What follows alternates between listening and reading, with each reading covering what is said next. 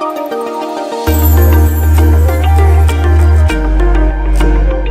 တ်ဆွေများအားလုံးမင်္ဂလာပါရှင်လူနာဂျပီတာ channel မှာကြိုဆိုလိုက်ပါတယ်ရှင်အားလုံးပဲမင်္ဂလာရှိနေနဲ့မင်္ဂလာရှိတဲ့ချိန်တွေကိုပိုင်ဆိုင်နေကြပြီးပြပြမြောက်ပြီးကွာကကိုရောစိတ်ပါကြမှာချနာကြမယ်လို့လည်းမျှော်လင့်မိပါတယ်ရှင် reading တွေကတော့မတင်ဖြစ်တာတော့တော်တော်ကြာသွားပြီပေါ့နော်တင်ပေးမယ်ကြံလိုက်အစမပြေတဲ့အကြောင်းမျိုးမျိုးကြောင့်ပေါ့နော်ပြတ်သွားလိုက်နောက်ကျမကြီးအချိန်တွေလည်းပါတယ်ပေါ့နော်အေး client တွေဆိုရင်သိပါလိမ့်မယ်ချို့ဆိုလို့ရှိရင် booking တွေကိုရက်ရွှေ့ရတယ်ပေါ့နော်2ရက်3ရက်စောင့်ရတယ်သူတော့ရှိတယ်ပေါ့နော်အဲ့လိုမျိုးနဲ့လုံးလေချလဲလိုက်နေရတာဆိုတော့ reading တင်ပေးဖို့ဘက်ကိုလှည့်ဖို့အတွက်ကိုပေါ့နော်အခွင့်အရေးမရခဲ့ဘူးပေါ့နော်နောက်တစ်ခုကဒီမိုးရွာတဲ့အချိန်တွေနဲ့တိုက်နေရမျိုးလည်းရှိတယ်ပေါ့နော်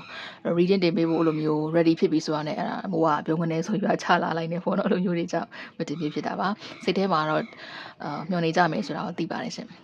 အဲ့တော့အခု reading ကတော့ဒါပုံမှန်တင်နေကြအတိုင်းပေါ့နော်တစ်ဖက်သူကိုလည်းကြည့်တဲ့လူအများစုကလည်းသိကျင်တဲ့ခေါင်းစဉ်ဖြစ်တယ်ပေါ့နော်တစ်ဖက်သူကလက်ရှိမှာဒီနေ့မှာကိုနဲ့ပတ်သက်ပြီးဘယ်လိုခံစားချက်ဖြစ်နေလဲဘာတွေပြောချင်နေလဲပေါ့နော်ဒါလေးကိုပဲ collective reading လေးဖတ်ပေးမှာဖြစ်ပါတယ်နည်းနည်းလေးreading ရမ်းရှည်သွားလို့မရတဲ့အခြေအနေမျိုးလို့ပါရှင်။ဘာလို့ဆိုတော့ပတ်ဝန်းကျင်ကစူညံတဲ့အတန်လေးလည်းဝင်လာမှလည်းစိုးတယ်ပေါ့နော်။နောက်တစ်ခုကအဲ့လိုပေါ့မိုးချက်ချင်းရွာလာမှလည်းကြောက်တယ်ပေါ့နော်။အဲကြောင့်လို့အတူလေးပဲတင်ပေးတာပါ။နောက်နေ့ကျမှထပ်ပြီးတော့ကောင်းစင်ကောင်းလေးနဲ့ထပ်ပြီးတော့တင်ပေးပါမယ်ရှင်။အဲ့တော့အရင်ဆုံး reading ကိုကြည့်တဲ့ collective ရဲ့ energy ကိုစစ်ပေးပါမယ်။ဒီ energy နဲ့ကိုက်ညီမှာဒီ reading ကကိုယ့်အတွက်လို့ယူဆပါရှင်။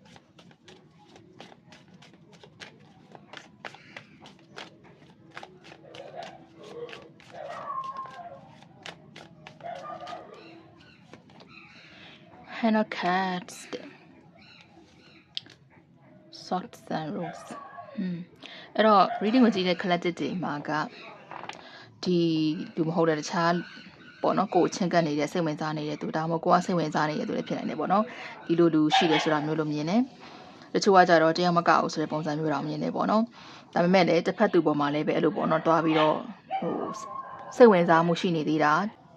sorry ပါပြန်နေအတိုင်းဝင်လာတဲ့အခါအနောက်ဆက်ဖြစ်စေခဲ့မယ်ဆိုရင်အဲ့တော့တစ်ဖက်သူပေါ့နော်ကိုယ်နဲ့ပတ်သက်ပြီးတော့လို့ပေါ့ဘယ်လိုများခံစားနေသေးလဲကိုယ်များဆက်သွယ်လာဖို့ရှိသေးလားပေါ့နော်အဲ့လိုပုံစံမျိုးတွေနဲ့စိတ်ဝင်စားမှုရှိတယ်ဆိုတာမှန်ပေမဲ့လုံးဝကြီးပြင်းပြနဲ့ဆန္ဒရှိနေတာမျိုးညှော်နေတာမျိုးတော့မဟုတ်ဘူးဆိုတာမျိုးလို့မြင်နေပေါ့နော်နောက်ဒီလူနဲ့ပတ်သက်လို့လည်းစိတ်ကိုဟိုဘာလုပ်ရမလဲဆိုတာမျိုးကိုပေါ့နော်ဆုံးဖြတ်ချက်ချထားပြီးသားဒါမှမဟုတ်တွေးထားပြီးသားဆိုတာမျိုးပေါ့နော်ဘယ်လိုအခြေအနေရောက်လို့ရှိရင်တော့ဘယ်အချိန်ရောက်လို့ရှိရင်တော့ဒီလူနဲ့ပတ်သက်ပြီးတော့ဘယ်လိုပုံစံမျိုးနဲ့တုတ်ပြန်တော့မယ်ဆုံးဖြတ်တော့မယ်စသဖြင့်အဲ့လိုမျိုးစိတ်ကိုပိုင်းဖြတ်ထားတယ်ဆိုတာမျိုးရဲ့နောက်အရင်ထက်ပို့ပြီးတော့ဒီလူနဲ့ပတ်သက်တဲ့ပြီးတော့ပေါ့နော်ကိုယ့်ရဲ့သဘောထားခံစားချက်ဒါတွေကိုပို့ပြီးတော့ရှင်းရှင်းလင်းလင်းသိလာရတယ်လို့နှစ်ယောက်ရဲ့အနာဂတ်ကိုလည်းပို့ပြီးတော့ရှင်းရှင်းလင်းလင်းသိလာရတယ်ဆိုတာမျိုးပေါ့နော်ဒီလူနဲ့ရှေ့ဆက်မယ်ဆိုရင်အစဉ်ပြေမပြေရှေ့ဆက်တင်မတင်ဒီလူရဲ့လက်ရှိအနေထားကိုယ်မှာပြုမှုခဲ့တာတွေဒါတွေအကုန်လုံးကိုပို့ပြီးတော့အရင်ထက်ကွဲကွဲပြားနဲ့သိလာရတယ်ဆိုတဲ့အနေထားမျိုးမှာရှိရလို့မြင်နေပေါ့နော်အဲ့အတွက်ကြောင့်မို့လို့တချို့ကြတော့တစ်ဖက်သူစီကနေပြီးတော့တခုခုပေါ့နော်အဲ့လိုမျိုးကိုမရှင်းလင်းသေးတဲ့အရာမပြည့်ပြတ်သေးတဲ့အရာရှိရဆိုလို့ရှိရင်လည်းပဲအဲ့ဒီအရာတစ်ခုကိုပြန်ပြောတာကိုမျှော်လင့်နေတာမျိုးပဲရှိတယ်ဒီလူပြန်လာပြီးတော့ပြန်လက်တွဲဖို့ပြန်မျှော်လင့်နေတာမျိုးတော့အဲ့လိုတော့မဟုတ်ဘူးဆိုတာမျိုးလိုမြင်နေပေါ့နော်တချို့ကြောင့်လည်းဒုတိယအခွင့်အရေးထပ်ပေးဖို့အတွက်မျှော်လင့်နေတာမျိုးတော့ရှိလိမ့်မယ်ပေါ့နော်နောက်တစ်ခုကကြောင့်ဒီမှာတွေ့ရတဲ့အရာဆိုရှင်ကိုကလေဒီတစ်ခေါက်ပေါ့တကယ်လို့သူပြန်လာတာဖြစ်စေသူဆက်သွယ်လာတာဖြစ်စေအဲ့လိုအခြေအနေရောက်လို့ရှိရင်ကိုယ့်ကိုယ်ပဲအရင်ဦးစားပေးပြီးတော့ပေါ့နော်ကိုယ့်ကိုယ်မထိခိုက်ရအောင်အရင်ဆုံးဦးစားပေးပြီးတော့မှပြန်ပြီးတော့တုတ်ပြန်မယ်ပြန်ပြောဆိုမယ်ဆိုတဲ့ပုံစံမျိုးပေါ့နော်ဆုံးဖြတ်ချက်ချမယ်အဲ့လိုမျိုးလဲတွေးထားတယ်ဆိုတာတွေ့ပေါ့နော်ဒီမှာကတော့ air sign energy တော့များတယ်ပေါ့နော် air sign နဲ့ earth sign energy ရယ်နောက် water sign energy လည်းမြင်နေပေါ့နော်ဒါဆိုရင်တစ်ဖက်သူကလက်ရှိမှာကိုယ်နဲ့ပတ်သက်ပြီးဘယ်လိုခံစားချက်မျိုးဖြစ်နေလဲ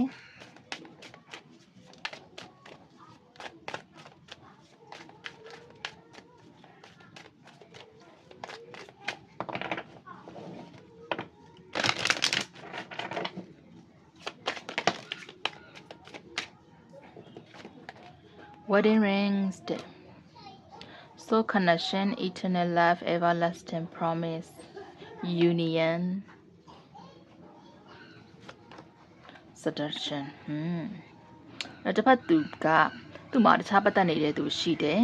ဒါပေမဲ့လည်းပတ်သက်နေတဲ့သူမဟုတ်လဲပေါ့နော်လို့ easy ကလေးလုံးနေတဲ့သူနားမှာချင်းကပ်နေတဲ့သူအဲ့လိုမျိုးတွေ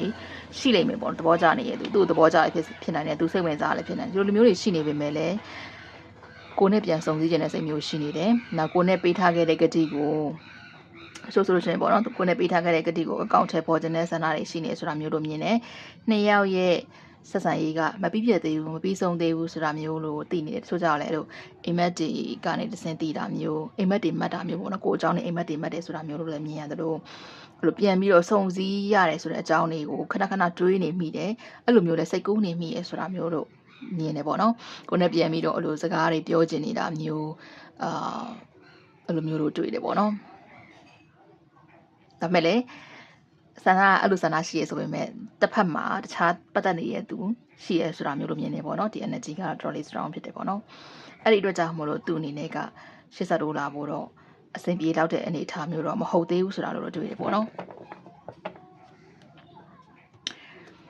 ဒါဆိုရင်သူကအခုအချိန်မှာကိုယ်ဘယ်လို message တွေပို့ချင်လဲပေါ့နော်ဘယ်လိုစကားတွေပြောချင်လဲသူသာစာပို့ခွင့်ရမယ်ဆိုရင်ကိုဘယ်လို message မျိုးတွေပေးမလဲဒီ message တွေအကုန်လုံးကတော့ကိုတယောက်တည်းအတွက်ကိုတစ်ဖက်သူတယောက်တည်းကပို့တာမျိုးတော့မဟုတ်တော့ဘူးပေါ့နော်ကိုနဲ့အဆင်ပြေတယ်လို့ပဲယူပါဒါက collective အများရဲ့ energy နဲ့ဆိုတော့လေ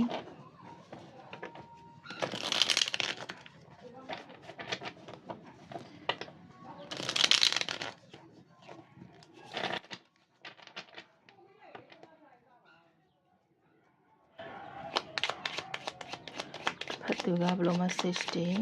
ပို့ချင်နေလဲဘယ်လိုစကားတွေပြောချင်နေလဲ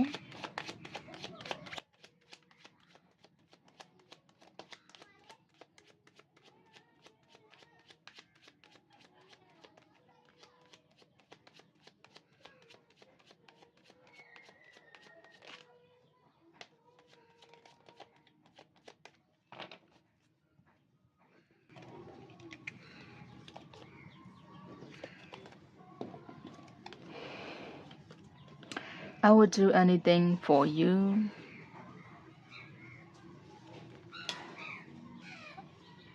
I need time for me. Be more selfish. Do you think about me too? One more, please. အဲ့တော့အတိတ်အကြောင်းတွေပြန်တွေးနေမိရဆိုတော့လည်းမြင်နေပေါ့နော်အတိတ်အကြောင်းတွေပြန်တွေးပြီးတော့စိတ်ကူးရင်နေမိပြီးတော့ဒီအချိန်လေးပြန်သွားလို့ရမယ်ဆိုရင်ကိုယ်ပြောင်းထားခြင်းနဲ့ကိုယ်စိတ်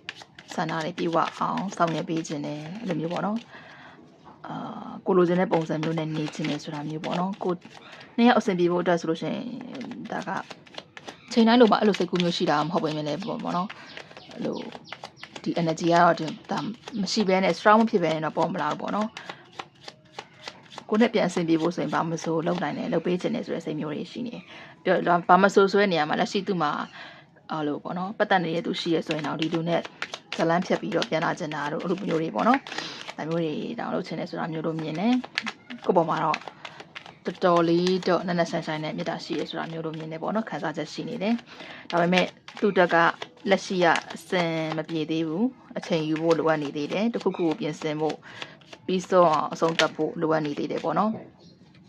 အဲ့တော့နှစ်ယောက်ကပြန်ပြီးတော့အဲ့လိုပေါ့နော်အခြေချဖို့ပြန်ပြီးတော့ reunion ဖြစ်ဖို့ပေါ့နော်ပြန်ပေါင်းစည်းဖို့အတွက်ဆိုလို့ရှိရင်တော့သူ့ကိုယ်သူပြန်တိဆောက်ဖို့လိုအပ်နေသေးတယ်သူ့မှာတခြားဖြည့်ရှင်းစရာကိစ္စတွေရှင်းလင်းဖို့လိုအပ်နေသေးတယ်ဒါကြောင့်မလို့အချိန်ပေးပါအဲ့တော့ဒီအချိန်တော်အတွင်းမှာကိုယ်အနေနဲ့ကိုနားမှာရှိတဲ့သူတွေပေါ့နော်ခုနပြောတဲ့ရွေးချယ်စရာရှိတယ်ကိုစိတ်ဝင်စားတဲ့လူကိုသဘောကျတဲ့သူအဲ့ထက်မှကိုနဲ့အဆင်ပြေမဲ့သူကိုရွေးပြီးတော့တွဲသွားလဲဒါမှမဟုတ်ရွေးချယ်သွားပြီးတော့ဒါမှမဟုတ် marriage life ကြီးသွားမယ်ပေါ့နော်လက်ထပ်သွားမယ်ဆိုလဲဒါဆိုလဲကိစ္စမရှိပေါ့နော်ရပါတယ်အဲ့လိုမျိုးလဲလုပ်လို့ရတယ်ပေါ့နော်သူကိုစောင့်တာမျိုးတွေသူငဲ့တာမျိုးတွေမလုပ်ဘဲနဲ့ဒီလိုမျိုးဆုံးမဲ့ချက်ကိုချလို့ရတယ်ပြောရင်ခုနကတော့ပြောတဲ့အထက်မှာပါထားပြီးသားပေါ့နော်ကိုကလက်ရှိအချိန်မှာတကယ်လို့သူပြန်လာခဲ့မယ်ဆိုရင်တော့မှပဲပြန်ဆက်သွယ်လာခဲ့မယ်ဆိုရင်တော့ကိုအထိခိုက်မှုနည်းအောင်လို့ကိုအရင်ဆုံးဦးစားပေးပြီးတော့ဆုံးဖြတ်မယ်စဉ်းစားမယ်လို့ပြောထားတဲ့အတိုင်းပေါ့နော်ကိုစဉ်းစားထားတဲ့အတိုင်းအဲ့လိုမျိုးဆုံးဖြတ်လို့ရတယ်ဒါက universe ကပေးတဲ့ message လေးဖြစ်နိုင်တယ်ပေါ့နော်ဒါမျိုးလုပ်ပါကိုအတွက်ကိုအဆင်ပြေမဲ့အရာကိုရွေးချယ်လိုက်ပါဒီနေရာမှာတော့တကူကောင်းဆန်လိုက်လို့ရတယ်ဆိုတဲ့ပုံစံမျိုးပေါ့နော်ကိုအတွက်ပဲကိုကြည့်လိုက်လို့ရတယ် ကိုရောသူ့အကြောင်းကိုတွေးနေလားသူတော့ကိုယ့်အကြောင်းကိုတော်တော်လေးကိုတွေးနေမိတယ်အထူးသဖြင့်ဒီရက်ပိုင်းမှာဒီ reading ကိုကြည့်တဲ့ရက်ပိုင်းပေါ့နော်ဒီအချိန်ပိုင်းမှာတော်တော်လေးတော့တွေးနေမိတယ်ပေါ့နော်အဲ့တော့ကိုရောသူ့ကိုဂယူဆိုင်သေးရလားတွေးနေရလားသူ့အကြောင်းနေစုံစမ်းနေရလားသူ့အကြောင်းကိုသိချင်ရလားပေါ့နော်အဲ့လိုမျိုးသူ့ပေါ်မှာရောတန်ရောစင်ရှိသေးရလားဒါတွေကိုလည်းသိချင်တယ်if I follow you I could lose everything အဲ့တော့တကယ်လို့လက်ရှိအနေထားမှာသူ့စီကနေကိုအဆက်အသွယ်လောက်လာတာကိုစီပြန်လာတာကိုရွေးချယ်လိုက်တာမျိုးဒါတွေလုပ်ခဲ့မယ်ဆိုလို့ရှိရင်သူ့ဘဝမှာရှိတဲ့အရာကိုဆုံးရှုံးသွားရလိမ့်မယ်ဒါကလက်ရှိအနေထားမှာလည်းအဲ့လိုပုံစံမျိုးဖြစ်နိုင်တယ်လို့အရင်တုန်းကလည်းပဲဒီလိုပုံစံမျိုးပဲပေါ့နော်သူ့မှာရှိတဲ့သူဘာမှမဆုံးရှုံးခြင်းကိုပြောရရင်တော့သူကအရာပိုင်ဆိုင်ခြင်းနဲ့ဒါကြောင့်မို့လို့ဒီဟာလေးနဲ့ဒါလေးနဲ့နည်းနည်းတော့ဆက်ဆက်မှုရှိတယ်ပေါ့နော်ပိုင်ဆိုင်မှုတွေများပိုင်ဆိုင်ခြင်းတဲ့စိတ်တွေများတယ်ဒါကြောင့်မို့လို့အကုန်လုံးကိုလက်မလွတ်ချင်တဲ့စိတ်မျိုးနဲ့အခုလိုမျိုးကိုယ်နဲ့နှစ်ယောက်ကြားထဲမှာဒါမျိုးတွေဖြစ်သွားခဲ့တယ်ပေါ့နော်အဲ့လိုမျိုးလည်းပြောချင်တာဖြစ်သလိုအခုချိန်မှာလည်းပဲကိုစီကိုပြန်လာလို့ဆက်သွယ်လို့သူစိတ်ထဲမှာရှိတဲ့အတိုင်းပေါ့နော်အဲ့လိုမျိုးတွေလှုပ်ဆောင်ဖို့ဆုံးဖြတ်လို့မရသေးတဲ့အနေအထားမျိုးပေါ့နော်သူ့မှာရှိတဲ့အရာသူ့မှာရှိနေတဲ့သူတမိုးထားတဲ့အရာလည်းဖြစ်နိုင်တယ်ပေါ့နော်ဒါမှမဟုတ်သူခြေကျအောင်တိဆောက်ထားပြီးသားအရာတွေပျက်စီးဆုံးရှုံးသွားနိုင်မယ်ပေါ့နော်ဒါကြောင့်မို့လို့အချိန်ပေးပါအောင်အချိန်ယူအောင်မယ်ပေါ့နော်သူစီကနေတကယ်လို့အဆက်အသွယ်မျှော်နေတယ်ပြန်လာဖို့မျှော်နေတယ်ဆိုလို့ရှိရင်လည်းဒီရပိုင်းတော့မဟုတ်သေးဘူးပေါ့နော်အဲ့လိုမျိုးလေးတော့ message ပေးခြင်းလဲဆိုတာကိုတွေ့ရပါတယ်ရှင်ဒီနေ့ reading ကတော့ဒီလောက်ပါပဲရှင်အားလုံးပဲအဆုံးထိကြည့်ပေးကြတဲ့အတွက်ရောအမြဲတမ်းကြည့်ရှုပေးကြတဲ့အတွက်ရော reading ကိုကြည့်ပြီးတဲ့အခါမှာ like subscribe ပေးခဲ့ကြတဲ့အတွက်ရောကျေးဇူးများတင်ပါတယ်ရှင်မိတ်ဆွေများအားလုံးပဲပေးပြများဝေးကွာပြီးကိုရောစိတ်ပါချမ်းသာချမ်းသာကြပါစေကောင်းသောလူရင်းစန္ဒအမှန်တများလည်းပြေဝကြပါစေမိမိချစ်ရတဲ့သူတွေနဲ့လည်းအတူတူစီစီလုံးကြကြမမနဲ့နေထိုင်နေကြပါစေလို့ဆုမကောင်းတောင်းပေးပါတယ်ရှင်နောက် reading များမှာပြန်ပြီးတော့အဆုံးနေကြပါအောင်မယ်ရှင်